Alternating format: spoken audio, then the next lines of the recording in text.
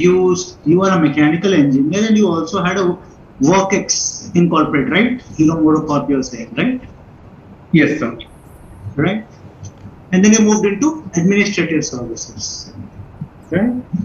Yes, sir. So why didn't you start preparation in your graduation itself for administrative services? Why did you have to take this route of doing engineering and then working in a corporate and coming to administrative services? Help me understand.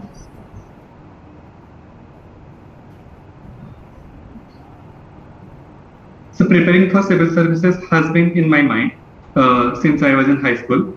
But when I got into the college, I came into the I came in contact with the seniors and the placement team of my college. And at first I focused on the placement. So after getting the placement, I got to know about the career opportunities I have, like like going for MBA or going for post graduation. And after exploring all these things in my work experience, I chose to be in civil services. But Soumya, I'm still not clear. I will tell you why. You said that you got in touch with your seniors, right? And then from there you were actually trying to understand your career path. From there you got this idea to get into civil services. So can I assume, based on what you have told, that civil services was not your dream? Because you came across somebody who told you about civil services, you start preparing and you could make it. But actually you didn't want to do civil services, it happened to you. Correct me if I'm wrong. I will beg to differ, sir. Civil services has been my dream since my childhood or high school days, I will say. In college, in contact with seniors, I came to know about the career prospects I have in the engineering and management level. And so to get a hands-on experience, what happens actually in the corporate world, because I didn't have exposure to it. So I wanted to take the experience in my service first. And while in service, I decided which career path should I choose, which I will be in for the next 30 to 35 years. And then finally, I have decided to come on. Yeah, I agree, Soumya. What you're saying, I completely agree with you. Chalo, help me understand how your corporate experience is helping you in your administrative services now. Give me one example from your corporate experience which is actually helping you to deal with your current job really efficiently.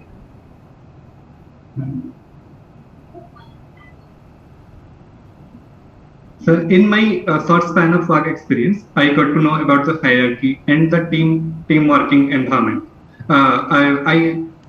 For example, sir, I was reporting to my manager, and he had also placed two boys under me who were ITI graduates, and I had to manage my work with them. So, sir, initially when I was new, and they were actually in the service before me. So the bonding actually it happened gradually, and I got to know how to work as a team, how to lead from the front gradually. So I have also some incidents which if you want I can explain. So okay, give me one example. So there was a day in which the work we have to perform was we're in the supply quality assurance department, and so by mistake the boys who have been there from the morning shift, they had erred in some of the quality checks, and I came in the general shift. When I got to know that the next department have already rejected the shipment, and they have asked us to report why the mistake happened. But sir, I got to know that it was a genuine mistake. It was not their fault actually. They were neglecting their duty. So I took the responsibility on myself, and I said that these have been the causes for which I think myself have been responsible for not placing an automatic route. Therefore, and the senior also accepted my mistake, and I promised not to repeat it again. So now, because you have both experience of, for instance, corporate, though it was a short stint, and you are currently working with the government of Odisha, right? Yes. Right.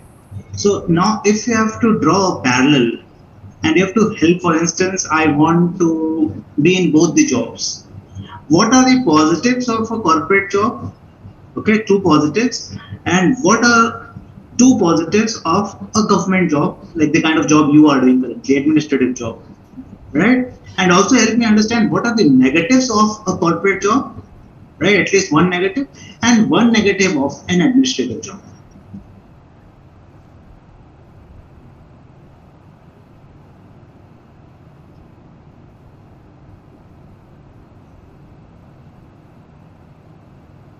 So positives of corporate, I would say that the team bonding is much more easier in corporate because when we compare to the so one is bonding.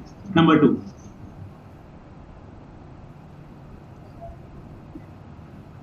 So in corporate, I have seen that the training has been is much more. It has been designed in such a way that it is easy to understand for us, the new recruits, and they have a clear-cut plan what they want from us, the expectations. Tell me two positive about administrative jobs. So administrative job presents for us a plethora of opportunity in which we get to work in the real world. In the sense, we get in touch with the people at the ground level, and we try to solve their problems, which are common to many of us. Okay. Second positive. So it has been on the personal level for me because I extract job satisfaction by doing small things. So, for example, I have been in election duty this urban elections time, and while I was solving an grievance filed by a political party leader, but I felt that when I dealt with that issue, I felt good. I felt good that I delivered the job well, and it mattered a lot in the election period. So the impact of my decision, it made me feel valuable. And what's the negative? One negative of an administrative job.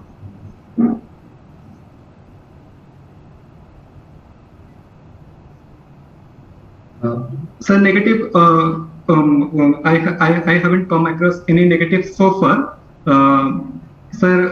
But I would say that administrative job. Sorry, sir. I will be. Maybe I need to have more experience to explain this. And what about corporate job? Any negative about the corporate job?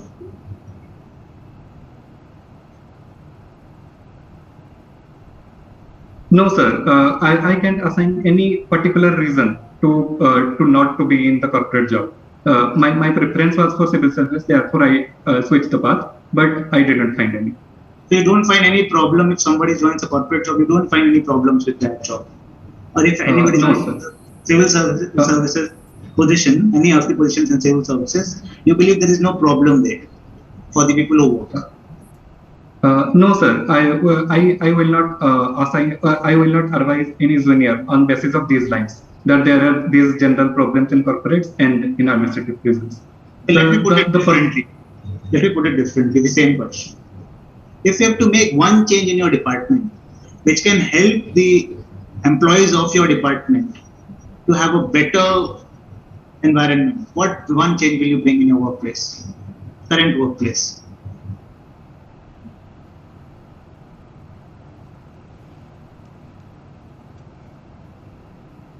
So, in the last 2 months of experience, I have come across the hierarchy system, and so I would say that it has been a colonial legacy, and it would take some time, maybe 2 or 3 decades more to be removed.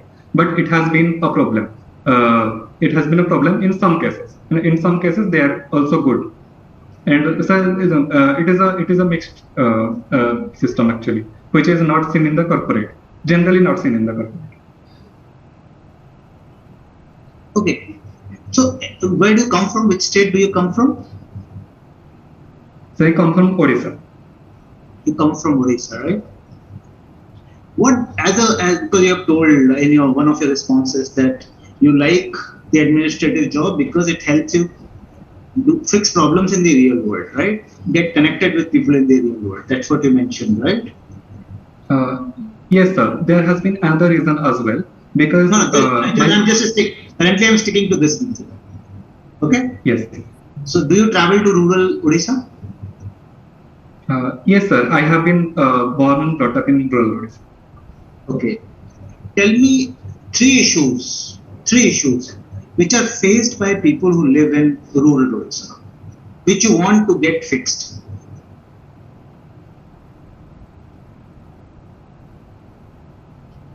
So the first problem I would like to address is the IMR and MMR rate. That is the infant mortality rate and the maternal mortality rate, which which is high in the rural regions compared to the urban regions.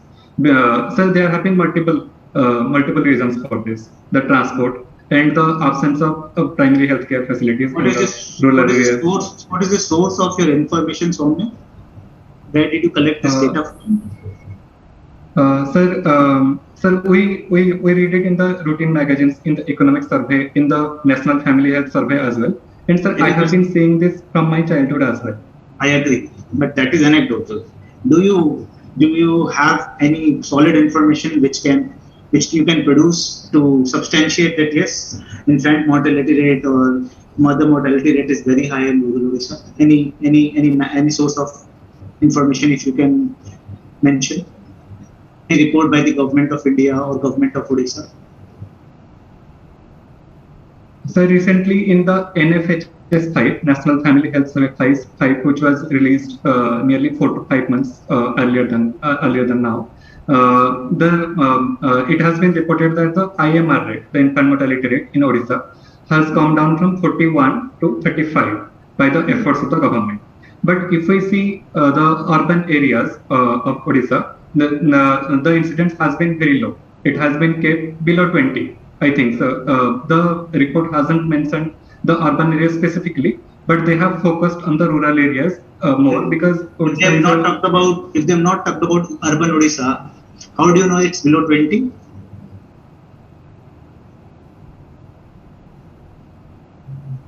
Sir, at an abstract level, they have taken the data from the rural Odisha only in the National Family Health Survey. But sir, in urban areas, the government hasn't been in the focus of reducing IMR because IMR hasn't been a problem in urban Odisha. Okay, fair enough. Now tell me two more problems which you believe that the people from rural Odisha face. One is you have talked about the mortality rate of women and children, right? Two other problems. So there has been the problem of access to education and awareness about the career opportunities. So when boys and girls like me who grow up in the rural India, rural Odisha, we have faced this problem that we have some guide up to class 10th, and after that we are set free because we don't have any guide, and when we go to the college there isn't any career counseling for us. So many people who are my classmates, they took up to farming or some job which hasn't been in the formal sector. So this is the problem of education. Tell me third problem.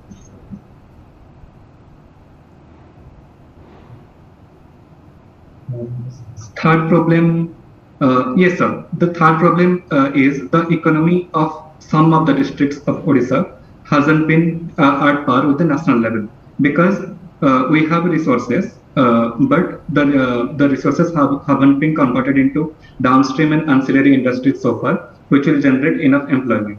And so the agriculture has not been enough productive because much of the workforce are engaged in it, but it has saturated to its extent. We need much more from agriculture if we introduce mechanization and modernization, but it hasn't been the case so. So you come from Devgarh, right? If I'm not wrong, that's what your CV says. Yes, sir. My home district is Devgarh. Right. What is the population of Devgarh?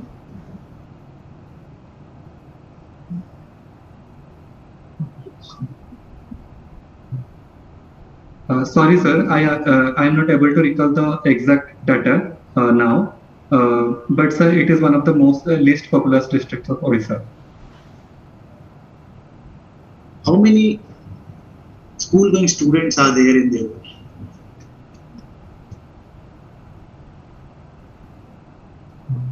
Sorry, sir. I have not come across the data recently. Okay. How many children take birth every year in your district?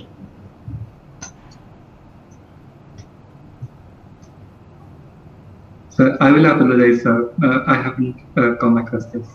Okay, no problem. So, if you have to guess, just guess, what will be the per capita income of people who live in the district? The money they make. Yes. I know you don't know. Sir, I will make a case if you allow. Yeah, please. I want you to guess. Sir, I think I have read in the latest economic survey of 21-22 of the state that our income per capita has been 1,27,000. Per capita income? You're talking per capita income per annum? Yes, sir. Per capita income. Per annum, right? Annually? Yes, sir. Yes. You believe that same income is of your villagers as well, or the people of your district as well? No, sir. Our district is actually our district GDP. The district GDP is comparatively lower to the coastal districts. So, guess what is the income of the people who live in your district per capita income? Sorry, sir. I am not able to have a guess. I haven't read. You have not read, I know. I want you to guess. Guess any figure. You know the figure, right? The total figure. Guess the figure of the people who live in your district.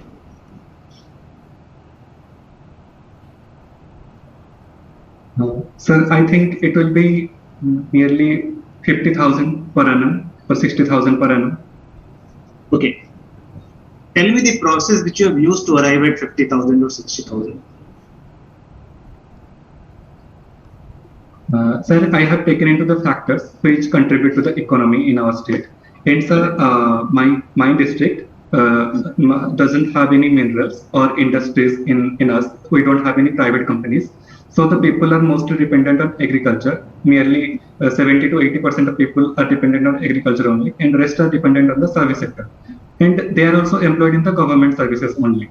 So sir, there hasn't been any source which will end the exports to the of agricultural products is not proper, because we live in a plateau landscape, and the agriculture is only to sustain the district people only. So I think that the GDP will be this much only.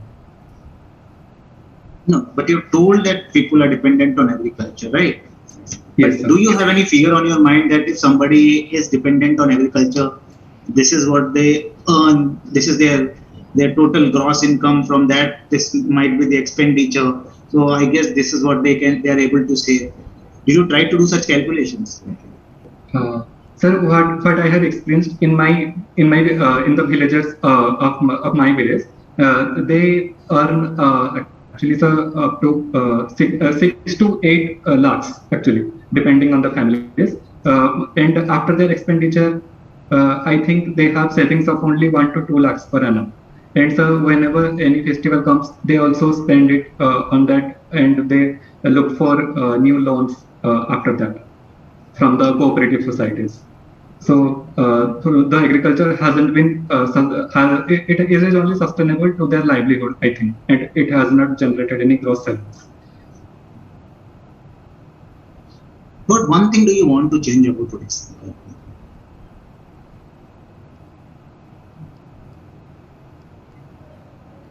Sir, in Odisha, there are 48% of people who are engaged in agriculture currently. And sir, agriculture is so saturated in Odisha that I think it will not be able to generate much more income. We will not be able to double the farmers' income in Odisha. So, sir, the solution to it is the manufacturing and the mining sector, which hasn't been explored to its potential so far. Where the government of Odisha is making enough efforts for it. We are increasing the we are increasing the extract of minerals for the last 2 years. In fact, we have been the leader in whole of India in the last 2 years.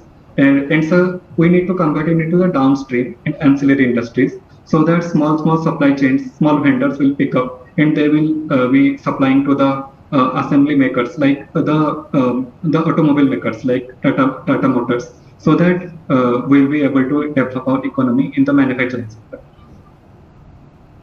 So you want to move people from agriculture to manufacturing sector. That's what you want to change. Yes, sir. In the next 2 to 3 decades, I wish that the people of my state will shift to manufacturing sector, like China did. Anything which is very close to your heart, that is about social issue, any social concern you have about Odisha, which you want to change, any social concern. So there is the problem of malnutrition of children, and the root cause of this is early marriages of girls and boys.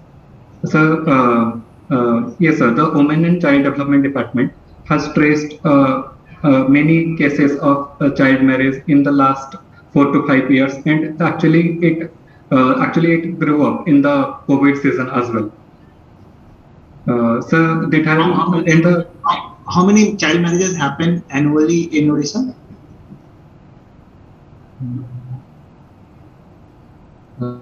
Sorry, sir, I am unable to recall the figure right now. Which are the areas where child marriages mostly happen in Odisha? So it is actually distributed all over the state, but comparatively the western districts have many more child marriages than the coastal districts. Is there any specific community where child marriages are very common in Odisha?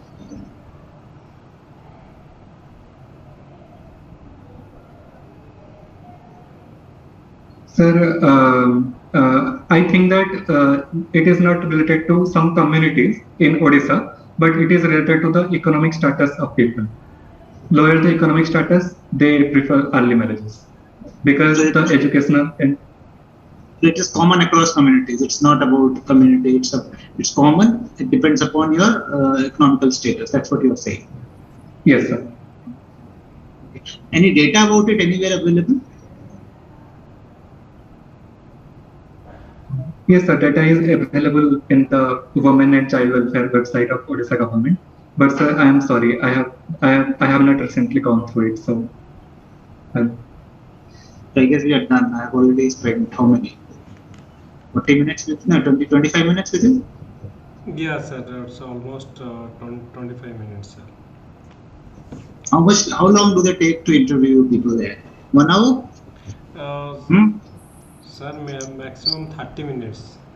30 minutes, 25 to 20 to 30 minutes, the interview will be there.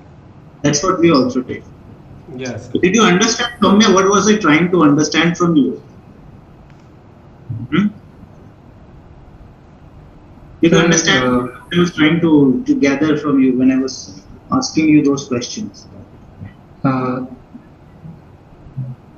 Sir, they are testing whether I am aware of my reason or not, whether I am finding the root cause, whether I am knowing the root cause, and whether I have thought of any solutions for this. When I asked you to tell me something negative about your workplace, why didn't you tell me? Sir, my corporate job experience was very small. In fact, it was just for 11 months. I'm talking of administrative. Why didn't you tell me anything negative about your administrative job? Sir, this span is also small. I have been for 3 months only in my job, and I haven't found any negatives. But later you told that there is a hierarchy in the organization, which is very colonial, which you told later. Why didn't you tell it in the first go itself? Sir, because I don't think it is a problem to be dealt with immediately, and I can be a personal. So personally, I cannot change the whole system overnight. So you don't have to change. No. You don't have to change. See, whenever you apply for administrative jobs, if you think like me, what is the difference between you and me? A common man will not find any problem in a system.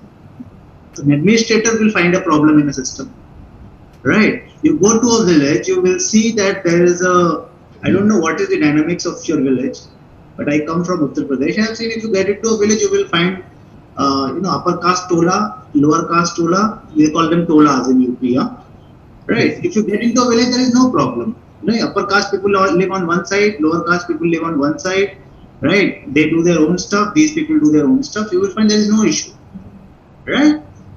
But you should always ask this question when you get into the village: why there are two tolas? Why don't they live together? And the point you start thinking like this, you will find a problem, right? That they don't want to live together, right? So there is something called linear thinking and there is something called dynamic thinking. Whenever you sit for administrative services, check your dynamic thinking, right? Even if in the status quo situation you can find a fault, you have a critical thinking skill. That's what they check, right? Even if I'm amazing, like if somebody says, "Yo, you like your father," I love my father. But if I love my father, doesn't mean that I cannot find a problem in my father's attitude, right? If there is any problem with my daddy, if you can talk about it, then only I'm critical, no? That's why, see, loving is one thing. If I respect my daddy is one thing. But if my daddy has some problem, I can say, my daddy is sometimes he is very conservative in his attitude. So if I say he is conservative, doesn't mean that I hate him or I don't like him or I don't love him. I love him the most. But this is something which I want him to correct. Right? So if you put it like this, that I'm doing my job really well, it's an amazing job, administrative job, but what I believe is that the hierarchy is something which I want to get changed. Right? Because, and if you say this, you need to give a reason why do you think like this. Right? If hierarchy is removed, for instance, from government offices, what positive changes will they bring? And if I can talk about them, then definitely it will be a good answer. But if you upfront say, I don't think there is any problem, which means you don't think. Right? Because there is no system where there are no problems. Even in corporate, there are lots of problems. Right? Similarly, when you talked about, I said, what are the 3 problems you find in your, for instance, in your village, right? What you need to do is you need to tell the problems upfront. Like you said, first problem is that I guess you talked about mortality rate, right? Child mortality rate and the mother's mortality rate is very right. Maternal mortality rate. Now, problem is when you say it is very high, if you are making this claim in an interview, you need to provide evidence to substantiate. That's why I asked. There was a counter question like, what is the source of your information? From where did you get this data? And if you have no data, you say, I'm just thinking, then actually there is a problem, right? Which means you only say you don't research or you don't collect data, right? And then I ask you, like, what are the 3 problems? You said another problem is education with children, right? Like there is no mentorship or something like that you mentioned. And then I later tried to check how many students live in your district. You could not tell. So I will think that you are just imagining. You are not actually seriously thinking about them, right? Similarly, you mentioned third point as well. I guess I forgot that point, but you talked about the third point. That also I tried to cross-check. But if you cannot produce data to substantiate your information, then I will say he is just imagining, right? But on some occasions you were correct. You said that one thing I want to change is I want to push people from agriculture to, for instance, manufacturing sector, right? And then I forced you to guess the income of your villagers, right? One way of doing it in business, we call it guesstimates, right? You have to guess. And when you guess, you have to tell the process how you are guessing. You say, like, for instance, like agriculture in general gives an income of 5 lakhs per annum to a family. Now, in my district, on an average, there are 4 people in every family. Right. So when you are saying what is the per capita income, I am dividing 5 lakhs by 4. And that is how I arrived at this figure. So it's not about correct or incorrect. It's about the process you are following. Because tomorrow when you will go into the field to work, you will have to tell how have you arrived at this problem scientifically. And you are an engineer, right? Yes. So you need to provide a scientific approach. But you played safely. You said that I come from rural India. That is where the income is this. that in one area it can work because you come from such a family, so you know. But then they would give you another question. They would say, okay, you come from rural family, so you have arrived at this figure, right? But or agricultural family. What about those who are running, for instance, businesses in Odisha? What about their income? Can you guess their income? So if you tell the process that I arrived at this figure based on this, it's not about correct or incorrect figure. It's about have you followed any particular process. That's called guesstimates, right? So whenever you are guessing also and they ask you to guess, don't say I cannot guess. If they say guess please, in that case you will have to guess. Information about your village, information about your district should be very thorough because they check you.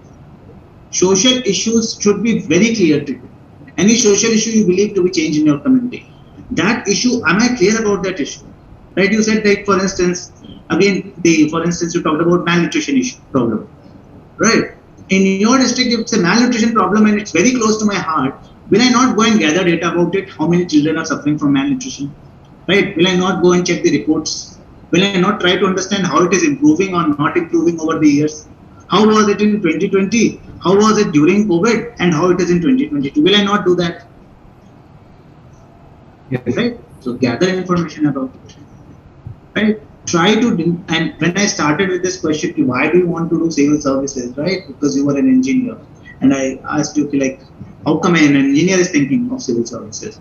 Right? You need to give a satisfactory answer. Right? You have to tell why do you want to give into, why you want to get into civil services, not because of money. If you want to get money, you can get into corporate, right? Right. The reason which you produced when I forced you to talk about positives, you could have used the same reasons. You could have said that when I work in a corporate, I work only with people who work for my organization and I am always into profit making mode because the business of doing business is business. But when I am working as an administrative officer, it's not about money, it's not about income. It's about personal connect. That's what you said also, right? That you go into the real world. You work with people. You understand them. And that is what I always wanted to do. Because I come from rural India and I saw lots of problems in my village. And I want to make changes, positive changes. And that was the motivation always on the back of my mind. So even I did engineering, even I worked for a corporate, I always had that I wanted to do something because when I worked in a corporate sector, I realized I was not giving back to community, to society. I was just either working for myself or for my company. And that is where I started thinking seriously about civil services. So you will have to develop your answer based on, some contribution you want to make to your society. Right? Otherwise, yes. If you had stayed in a corporate job, you could have kept growing, right? You could have made a lot of money also. And you can always say that I was always clear about my greater goals, giving back to the community. Why? Because you cannot leave a job, a secure job, corporate job, where you are definitely going to grow in future for something which is a gamble. Right? Getting into administrative services is not an easy deal. Thousands of people sit every year. And how many could make it? How many positions? There are limited number of positions. So if I actually didn't go for it, for corporate, and I moved into it, I was genuinely interested in it. That is how you will have to sell your case. Yes. Will it make sense? Yes, sir. Yes, sir. So I was trying to check, for instance, your critical thinking skills. I was trying to check your decision making skills. I was trying to check your quest for excellence. So critical thinking is, can you think about the same problem, same thing from two different directions, positives, negatives, right? But you actually said you cannot think of negatives. A good mind is which can think about the same problem from two directions, right? That this is how it is positive to me and this is how it is negative to me. तभी तो problem में आप situation में problem पकड़ पाओगे ना. If you only think positive, then you will never be able to understand negatives in it, right? If I can see both the sides, actually I'm good at thinking, right? Yes, sir. Right? Yes. Like for instance, if we are getting into industrial revolution, or like for instance, you want lots of companies or mining industries or mining companies to come to Odisha, right? Definitely it will increase the income of the villagers. But there is also some cost involved in it, right? What about environment? Definitely it will get impacted. What about tribals living in Odisha? What about their culture? And that too, they have lived there for thousands of years, right? They are the natives of those places. What about them? So you have to be clear on that also. Right? Water will get polluted if companies come there. What about currently so many rivers are clean rivers over there, right? Baitarni or Mahanadi, they all will get dirty once companies come and see what is happening, and they will always ask, how can you say it? Look at Yamuna in Delhi. It has turned into a drain.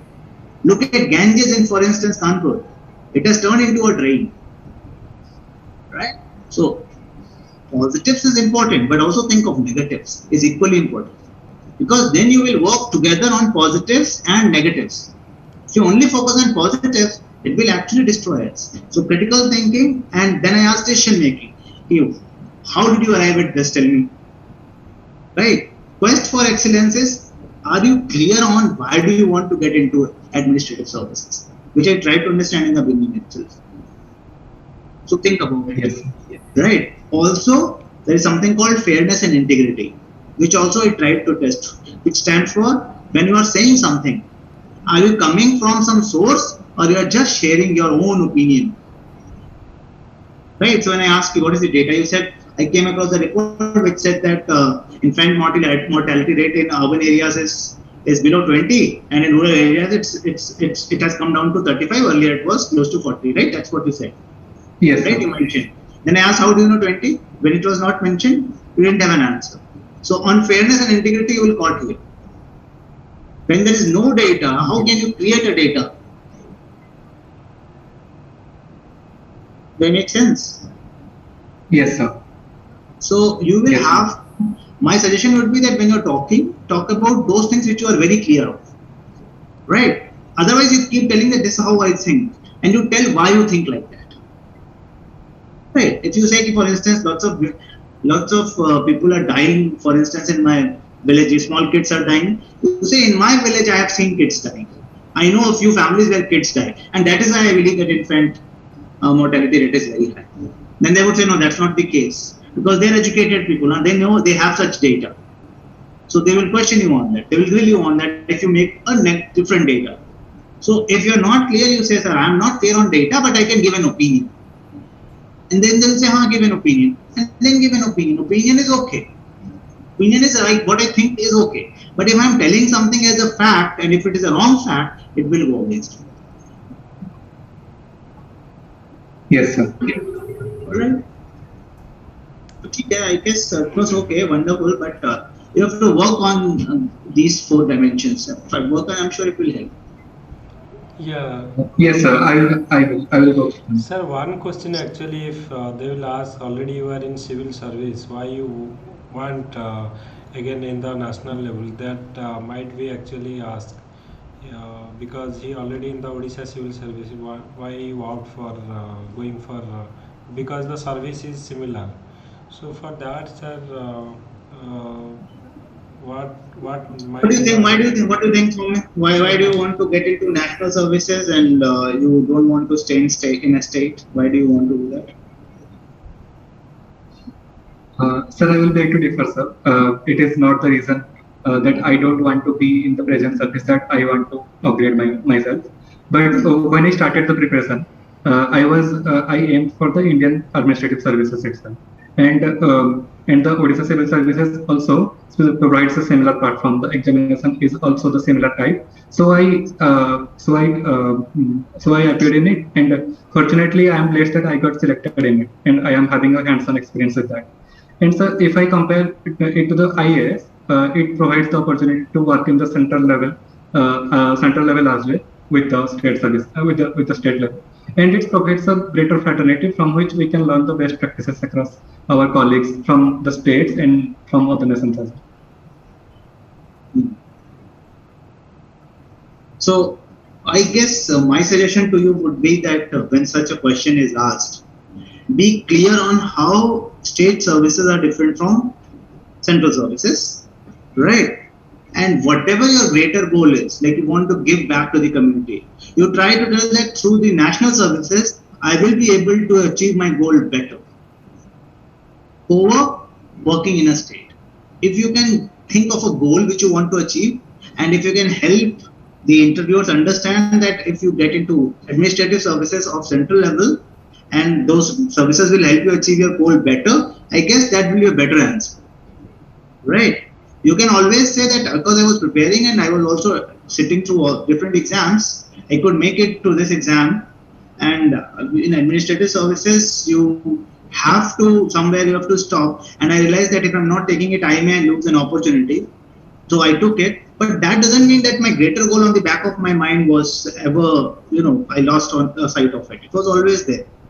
And that is why even if I was working, I did my best over there. Along with that, I kept working on this greater goal which I want to achieve through the central civil services. So something like that we will have to discuss. Yes, sir. Okay. Yes, sir. I will read this answer, sir. I will think about it. You just give a thought to it. Another thing which is important is sometimes they will ask some very dicey questions. Sometimes they ask questions which, like for instance, if they say, do you think politicians are corrupt? So these questions are very dicey, tight corner questions. They are called tight corner questions. If you say politicians are not corrupt, then also you are not correct. And if you say politicians are corrupt, then also it's not okay, right? Yes, sir. Sir, I think that politicians are corrupt. Sir, I will beg to differ in the sentence, because corruption is something that can happen to anyone, along with the politicians. And if we talk about the political scenario in our country, then sir, there are politicians who are corrupt, and they have been investigated by the CBI and the investigation agencies as well. They have been caught. But sir, there are also politicians who are driving our country. Who are driving our country forward. There are many instances like the 1991 economic crisis, and sir, the economic reforms, the defense upgradation we did, so in which we are faring better than many of the countries. Yes, sir, we are still not the best, but we are thriving for better, to be better. I would say that for this you have to very diplomatically answer. Don't take a side. Okay, so straightforward answers have to be handled very diplomatically. You can say politicians are mostly not corrupt. A few are corrupt, right? As media reports have mentioned on many platforms, right? But to give a blanket statement that politicians are not corrupt or corrupt is difficult to answer. So you put it in such a way that you talk about both the sides, right? And when they say, how can you say politicians are not corrupt? You can say, I can quote a few good examples, right? Like for instance, Nehruji was a politician. He was never charged for corruption, right? He was, I guess, Padma Shri or Padma Bhushan also, right? You can talk of many other politicians who you believe are very important and they helped the Indian system to strengthen. You can talk about them. And then you can say there are a few examples where politicians have been actually penalized also, right? Like for instance, Lalu Prasad Yadav has been put behind the bars, right? He is facing charges, right? But that doesn't mean that all the politicians are corrupt, and that doesn't mean that all the politicians are not corrupt, right? But you can always say that I believe that politicians are meant to contribute to the society, and that's what politicians are doing. So that's how you can answer. Strike a middle path. Tight corner questions, you have to answer diplomatically. But remember your village, your town, your district. You should be very well aware of all those things. Population of your district. How many people are working there? What is the main source of income? How is the economy of your district? How many people are below poverty line? That data is very important. There's no compromise to that data. See, if you're a sensitive person and you want to contribute back to the society, I don't say you have to gather data of the entire country, but at least of your place you should be aware of, right? How many CHCs are there in your village, right? For a villager, as you mentioned, one of the reasons why women die is that they die when they are taken back to hospitals, right? From villages. That's what you mentioned. Now, how far are hospitals from villages? Right? Are there hospitals or they are just CHCs and PSCs, primary healthcare centers? Right? So, how far is a well-established hospital how many private clinics are there, how much do they charge, what is their annual income, because your main concern is mortality rate, right? If you can bring that data that there are these many private clinics and that is how they are trying to help, and that is what they are charging, you can come up with a good case that private clinics are charging really high, village clinics are not providing enough services, right? So villagers are suffering. I want to bring this change. Yes, sir. Okay. Yeah, so it is a long session, sir. We are really fortunate to have you, sir, and it is a great privilege and honor also. Soumya, I think you have learned a lot. I think so many people might have interview, and this is a best session. You have take lot of tips, and we need to improve in the like in the final interview. Actually, sir is the best person in the country to related to interview. We have taken lot of tips from sir, and throughout India also. Sir have trained so many graduate MBA graduate across the IIM. So I'm really thankful to sir. Sir have kept my request and agreed to take the interview. And thank you so much, sir, for this opportunity for us. I hope Soumya will definitely make us proud, and all the best, Soumya. Definitely will looking forward.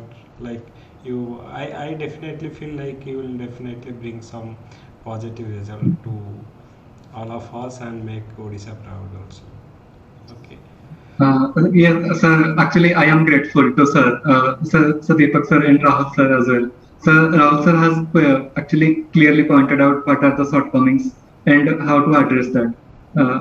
I will take on this. I will work on this, sir. Thank you. All the best. All the best. I'm sure you will be able to make it. Just that you have to just sharpen your corners. That's it. Yes, sir. Sir, I will work on that. Work on the data part and whatever and the suggestion you have suggested. Sir, but I will ask the question that is there anything you notice in the body language or in the speaking fluency or in the humility? Sir, in the non-verbal part, can I improve something? So in the knowledge part, I will work on. So, but in the main part, which we human to human connect, so in that. So my suggestion to you, Soumya, will be that you always say, I beg to differ, right? It's okay to beg to differ. There's nothing wrong.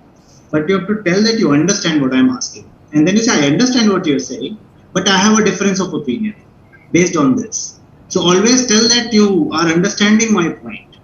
See, even if I don't like somebody, what that person is saying, but if I understand what this person is saying, right, and I tell that I understand what you're trying to say, but then I have this opinion on it. So it makes a huge impact, right? But if you just say I beg to differ, sometimes I can understand because I come across lots of students. But as an interviewer, it may be read otherwise, right? That he is trying to contest me, he's trying to question what I am saying.